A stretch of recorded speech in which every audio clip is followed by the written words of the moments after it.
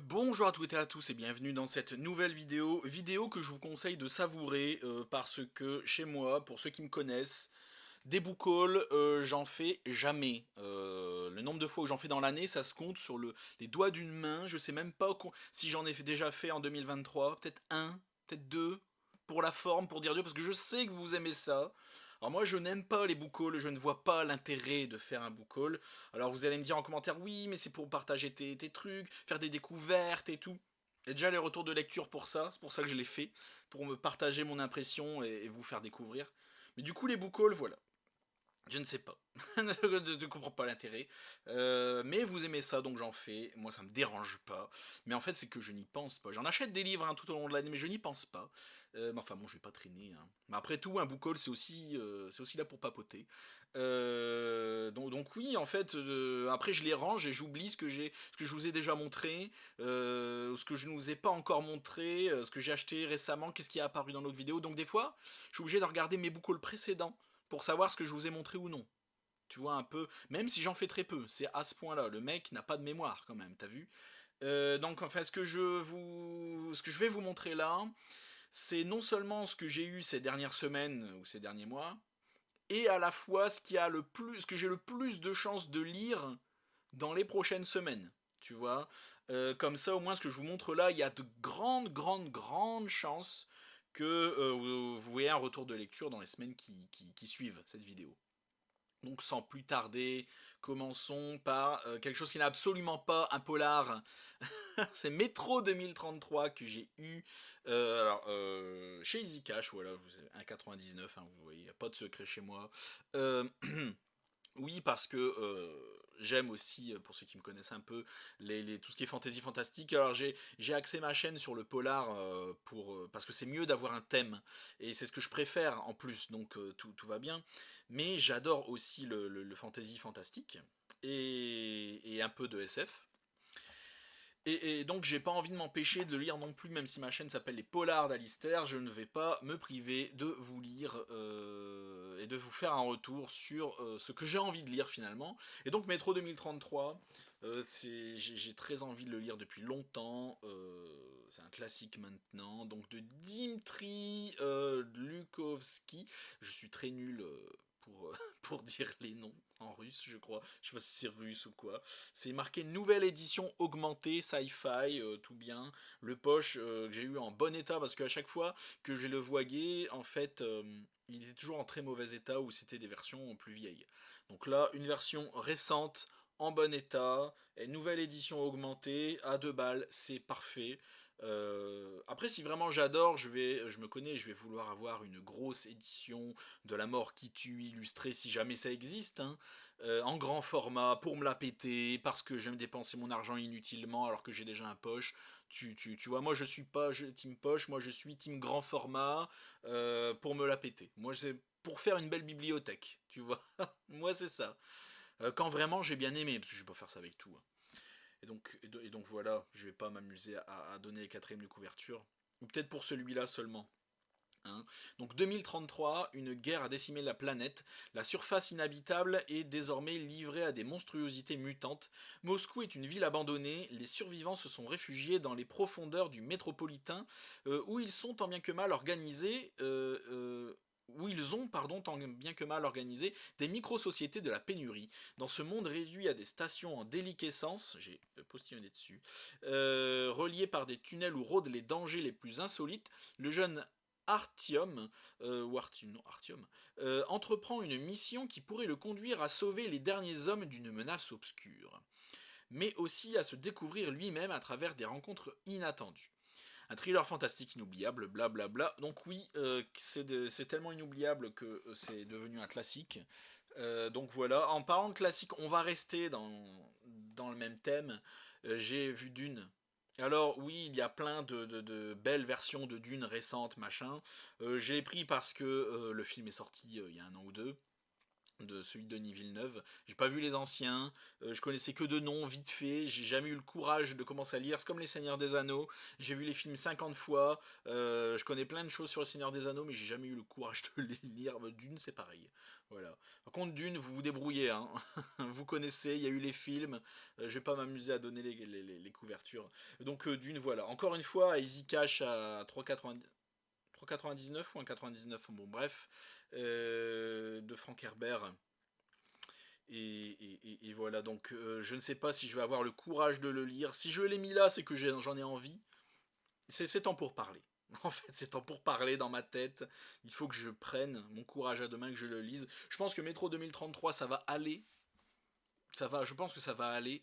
Mais par contre, Dune, je pense que je vais avoir du mal. Donc, je l'ai mis là. Ce que je vous ai dit que je vous montrais, ceux que je lirai probablement. C'est à moitié vrai pour Dune. Ce n'est qu'à moitié vrai. Un que j'ai très envie de lire, c'est Entretien avec un vampire, parce qu'on aime les stats, tu vois, on aime les stats. J'ai vu le film, donc j'aime bien les stats. Le film, je ne sais pas s'il est fidèle au livre d'ailleurs. Je vous dirai ça quand j'aurai lu le livre. Je ne veux pas le savoir, ne me le dites pas dans les commentaires, je ne veux pas le savoir. Donc j'ai très envie de lire Entretien avec un vampire, Anne Rice qui apparemment une super plume, histoire très intéressante. Ça c'est une vraie histoire de vampire. J'allais dire c'est pas comme Twilight, mais Twilight que je vais lire. Il faut que je me les procure aussi en poche. Ça va peut-être vous la couper, hein, pour ceux qui me connaissent. Mais oui, je veux lire Twilight parce qu'il ne faut pas mourir idiot. Donc très hâte de lire ça. Encore une fois, Fahrenheit 451 pour rester dans les classiques, parce que ça c'est un classique aussi, hein, je veux rien entendre. Hein. Un peu moins évident pour Dune, mais Entretien avec un vampire et Métro 2033, c'est incontestable pour moi. Donc Fahrenheit 451, encore une fois, El Classico classique. Je vais vous lire la quatrième parce qu'elle n'est pas très longue. 451 degrés Fahrenheit représente la température à laquelle un livre s'enflamme et se consume. Dans cette société future où la lecture, source de questionnement et de réflexion, est considérée comme un acte antisocial, un corps spécial de pompiers est chargé de brûler tous les livres dont la détention est interdite pour le bien collectif. Donc il demande à des pompiers de brûler des trucs. Hein, voilà. Le pompier Montag, ou Montag, je sais pas comment ça se dit, se met pourtant à rêver d'un monde différent qui ne bannirait pas la littérature et l'imaginaire au profit d'un bonheur immédiatement consommable. Il devient dès lors un dangereux criminel impitoyablement pourchassé par une société qui désavoue son passé. Ça a l'air bien, c'est pas un classique pour rien. Voilà. Alors maintenant, on rentre dans ce que j'aime, ce pourquoi vous me connaissez. Alors, je l'avais déjà, mais j'ai chopé une belle version, c'est Angers Démon, donc que j'ai déjà lu, mais que j'ai très envie de relire et faire une vidéo complète cette fois. Je vais certainement relire les Dan Brown pour faire une vidéo pour vous, pour la postérité, j'ai envie de te dire, le mec se croit important. Donc voilà, encore une fois, la première enquête de Robert, enfin enquête, la première histoire avec Robert Langdon, à savoir qu'Angers Démon est sorti avant Da Vinci Code. C'est d'abord Angers Démon, et après la suite, c'est Da Vinci Code. Voilà, pour info. Il y a encore pas si longtemps, je pensais que c'était l'inverse, tu vois. Et donc voilà, avec une couverture solide, tout bien, voilà. J'aime beaucoup, il me le fallait, tu vois. En plus, je l'ai vu dans une boîte à livres, celui-là. Donc c'est encore mieux. Encore mieux. Une enquête des Sœurs Brontë, tome 4, si vous me suivez sur Instagram, d'ailleurs suis-moi sur Instagram. Donc de toute façon tous les liens sont dans mon Linktree, dans la description. J'ai lu les 3 premiers tomes, il est sorti mi-juillet, que j'allais dire courant juillet, oui il est sorti mi-juillet, je me devais de l'acheter et je vais le lire. Donc là je suis en train de finir Hurlement d'Alexis Lebsker. Ma lecture suivante ce sera les 12 nouvelles de Miss Marple, les 12 auteurs qui ont écrit 12 nouvelles, donc je vais pouvoir les lire et les taillader et dire que c'est pas bien, parce qu'il y a 99% de chances que ce soit pas bien et que ce ne soit pas fidèle vraiment au personnage. Donc je suis aigri et je fais des plans sur la comète, voilà, mais je pense que, voilà, en tout cas je pars défaitiste, c'est ça que je veux dire. Après je resterai objectif, hein. Moi je suis toujours impartial. Si c'est bien, alors que je pensais que ça allait pas être bien, je le dis. Voilà, je me suis trompé, en fait c'est bien, je le dis. D'ailleurs, c'est très souvent l'inverse, hein. Je prends un livre, en fait, je suis en mode putain, ça va être génial, ça a l'air trop bien, et en fait, c'est une grosse déception. D'habitude, chez moi, c'est l'inverse. Et donc, je me devais de le prendre, de le lire. Je crois que ça se passe encore à Londres. Alors, le tome 3 se passe à Londres, j'ai trouvé ça bien, mais j'ai vite vu les limites des Sœurs Brontë à Londres, et c'est ce qui me fait peur. Donc Hours 1847, Anne et Émilie Brontë viennent de trouver un éditeur, alors que Charlotte n'a reçu que des... Alors que Charlotte Brontë, on sait ce qu'elle a écrit, Charlotte Brontë, genre la blague quoi, elle n'a pas encore trouvé d'éditeur, n'a reçu que des lettres de refus. L'atmosphère est particulièrement tendue au presbytère. Au même moment, un homme accusé d'avoir empoisonné sa femme vient d'être acquitté. Ce verdict provoque une véritable onde de choc. Tout le monde le croit coupable. Après le procès, l'accusé échappe de justesse à une tentative d'assassinat. Il a de bonnes raisons de croire que la personne qui s'en est prise à lui est aussi celle qui a tué sa femme. Il fait appel au service des sœurs Brontë pour mener l'enquête. Malgré leur réserve, les trois sœurs sont les seules à pouvoir faire toute la lumière sur cette affaire et à prouver son innocence ou sa culpabilité sans l'ombre d'un doute. Pourquoi j'ai dit que ça se passait à Londres? Je ne sais pas.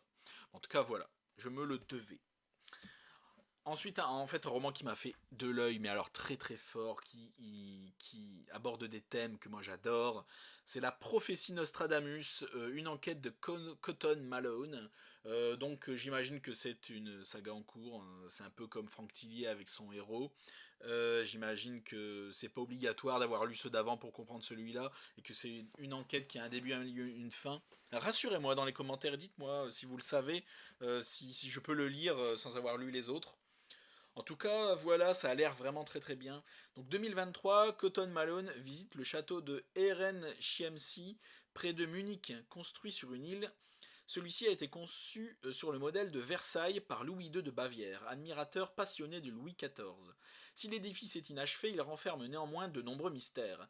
Cotton l'apprend à ses dépens lorsqu'au milieu de sa visite, un individu lui tire dessus avant de s'emparer d'un livre dissimulé dans le compartiment caché d'un bureau en marqueterie. Dès lors, il devra faire preuve de toute son habileté pour déjouer une incroyable conspiration en retrouvant un document secret qui pourrait changer la face du monde. Et en plus, il y a Nostradamus dans le titre, donc il y a du mystique, il y a du mystère, il y a des châteaux, il y a tout ce qu'il faut pour me plaire. Ça a l'air très bien. Voilà. Ensuite, voilà El Classico del Madrido, j'ai envie de te dire. La liste de Schindler que tu as dû voir passer en story il y a quelques semaines si tu me suis sur Instagram. Je l'ai vu, je me devais de le prendre. J'ai adoré le film de Spielberg en vrai. Le film est excellent. Et quand j'ai vu le livre, je me suis dit je dois lire ce livre. Il ne peut être que bien. Et donc voilà. Belle couverture en grand format. Couverture solide, c'est ce que je préfère. J'allais dire, c'est ce que je préfère, c'est quand c'est dur. Tu prends ça comme tu veux, hein. Bon, c'est écrit tout petit, je vais y mettre 300 ans à le lire, mais 300 ans de kiff total. Euh, le premier roman de Bruce Benhamran, le aka Y penser. Lola doit mourir, donc en poche, je ne l'ai pas trouvé en grand format. Et j'ai pas eu envie non plus de dépenser 15 balles, donc voilà. Mais je pense que ceux-là, je vais les garder en poche et ça sera très bien.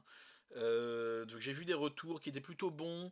J'ai vu le retour de Link the Sun sur sa chaîne Linksoft qui l'a lu il y a un moment maintenant, hein, qui a plutôt bien aimé, mais il y a quelques réticences quand même.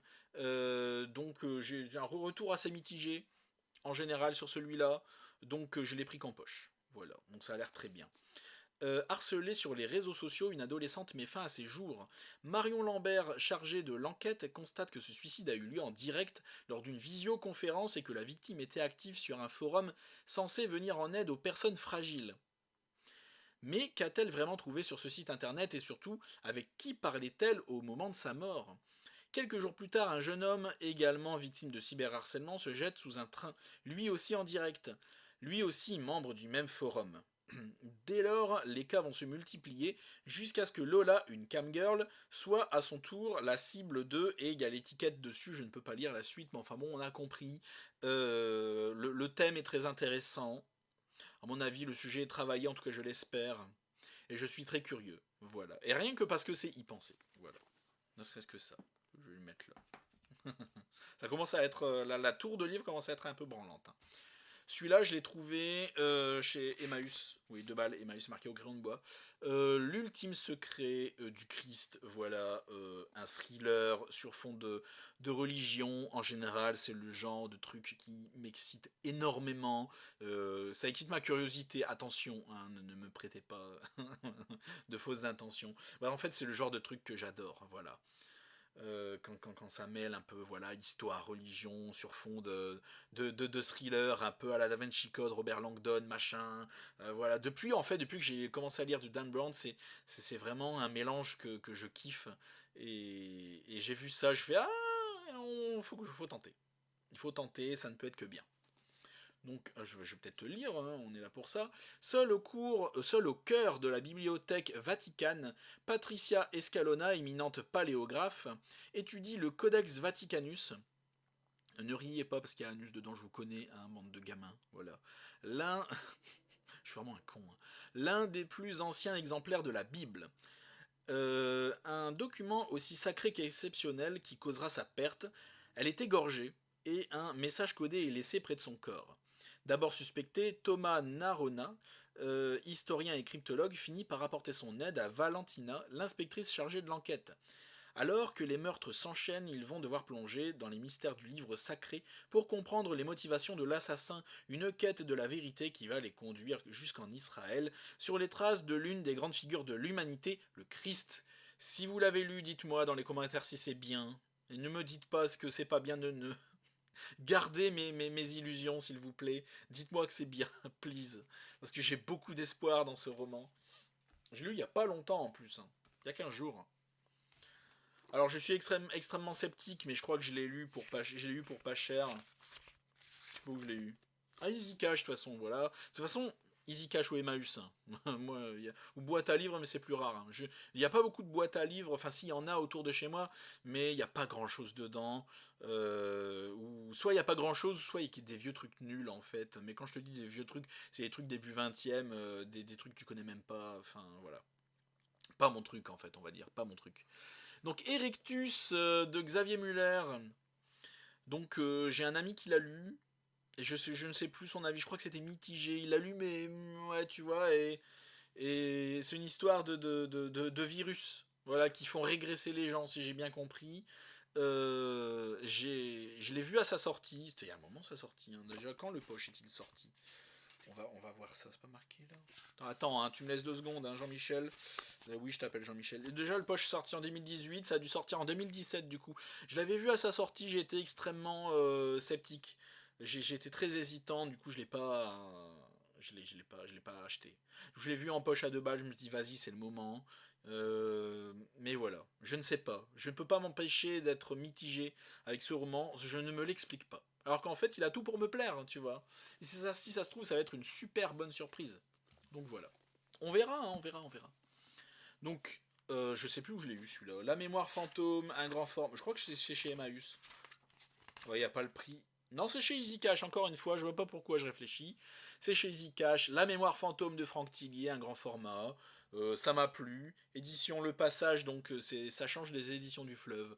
Voilà. Donc pourquoi je vais lire celui-là plus qu'un autre? Je ne sais pas, il m'a tapé dans l'œil. Voilà, parce que j'ai plein de poches de Franck Tillier. J'ai lu La Faille récemment de Franck Tillier. Très très bien, La Faille. Va voir ma vidéo, roman excellent, très bon thème, haletant, tout pour plaire. Parfait. J'ai vu un malade. Si jamais tu regardes ma vidéo, tu es un malade. Qui a mis une demi-étoile sur Babelio, à La Faille, le dernier. Je en mode, mais enfin, qu'est-ce qui vous arrive? Mais c'est un roman que je le comprends. Après, les goûts et les couleurs, voilà, cette personne n'a pas aimé, ça arrive. Mais sur le coup, je suis en mode, waouh, comment c'est possible? Cette personne ne va pas bien dans sa vie. Cette personne a un problème mental. Non, mais je rigole, hein, je rigole. Hein. Mais sur le coup, j'ai eu du mal à comprendre pourquoi quelqu'un n'a pas aimé. Voilà. C'est ce genre de roman que vous avez tellement aimé que que vous ne comprenez pas pourquoi les autres peuvent ne pas aimer. C'était à ce point-là. Mais bon, après, voilà. Les goûts et les couleurs, encore une fois. Donc une femme à bout de souffle court sous l'orage. Dans le creux de sa main, un message gravé en lettres de sang. PR de retour. Professeur de retour. Elle pense être en février, nous sommes fin avril. Elle croit sa mère vivante, celle-ci s'est suicidée voilà 3 ans dans un hôpital psychiatrique.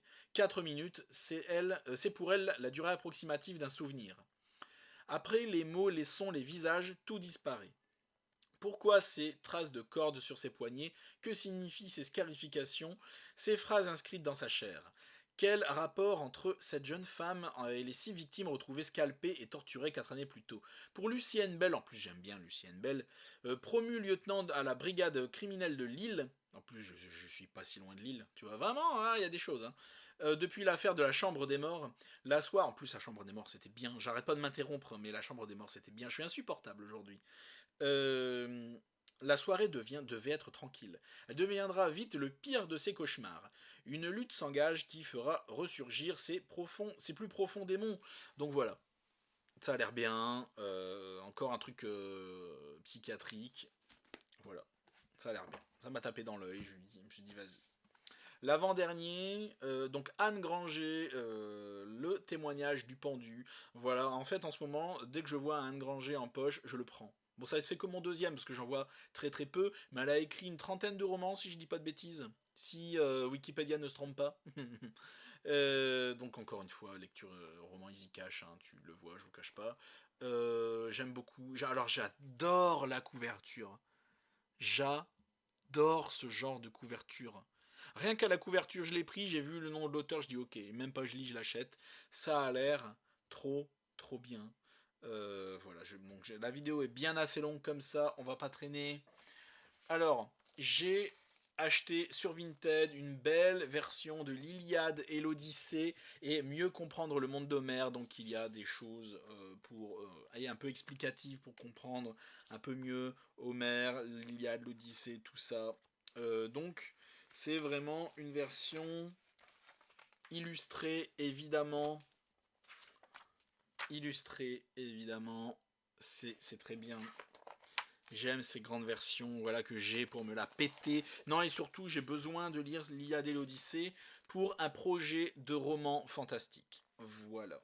Je veux me renseigner au maximum sur les dieux de l'Olympe et leurs enfants. C'est surtout pour ça. Pour un projet de roman. Voilà.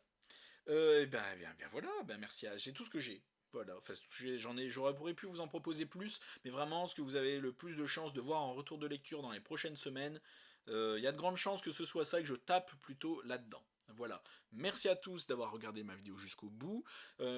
C'est la dernière vidéo que je tourne d'avance parce que je suis en vacances en Alsace. Voilà.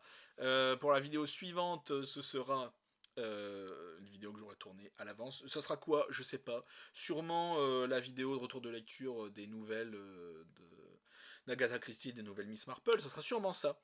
Ça ou Hurlement. Hurlement que je vais certainement tourner dans mon mobil-home en Alsace. Je ne sais pas comment je vais faire. Je ne sais pas. En attendant, c'est vrai que ça fait plaisir de faire un petit book haul de temps en temps. C'est une vidéo plus détente. Je parle sans filtre. Voilà. J'ai pas de texte préparé à l'avance. Donc c'est vrai que ça fait plaisir de temps en temps. Je devrais en faire plus souvent. Bon voilà, n'hésite pas à t'abonner à la chaîne, à liker, à partager la vidéo. Et en attendant la prochaine, à bientôt chez Alistair.